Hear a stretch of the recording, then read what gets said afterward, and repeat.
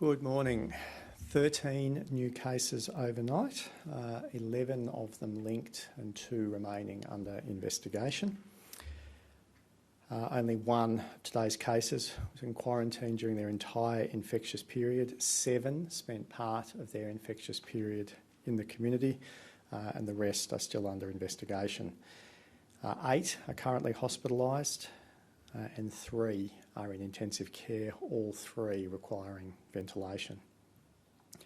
Another very strong day of testing yesterday, 3,476 tests conducted. Again, a reminder that the quicker you come forward for testing if you have any symptoms, the less likely that you will be infectious in the community and the less likely that you will then infect other people, including household close contacts and people you may be at work with because you are at work for essential reasons. Now, yesterday I outlined the pathway forward for the ACT. We've indicated throughout the lockdown that our pathway out would be gradual.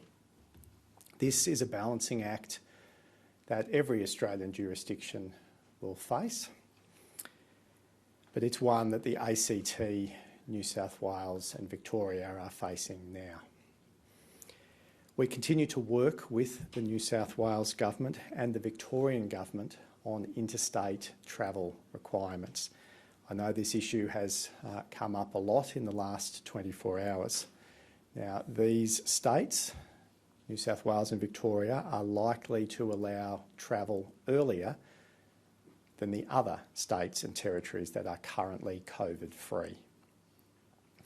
As the ACT remains an identified COVID-19 hotspot by the Commonwealth Government and by all other states and territories, there are strict requirements for you if you travel outside of the ACT. And once you cross the border out of the ACT, you have to adhere to the rules and restrictions of the jurisdiction that you are travelling to.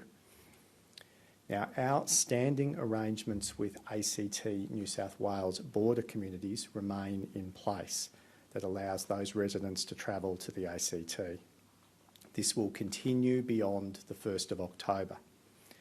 And in time, I am optimistic that the ACT, New South Wales and Victoria will have common travel arrangements. But the 3 jurisdictions are on slightly different pathways out of lockdown, reflecting the different circumstances in each jurisdiction. Some jurisdictions have a distinction between their metropolitan population and their regional populations. Of course, the ACT does not do that because we are, in essence, a city-state.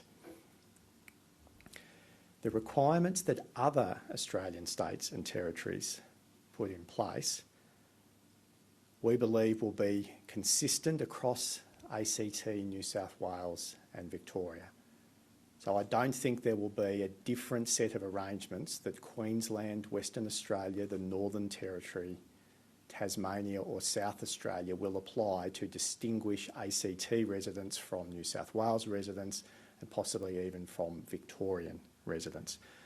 So we are likely to be locked out of those COVID-free jurisdictions for a while longer.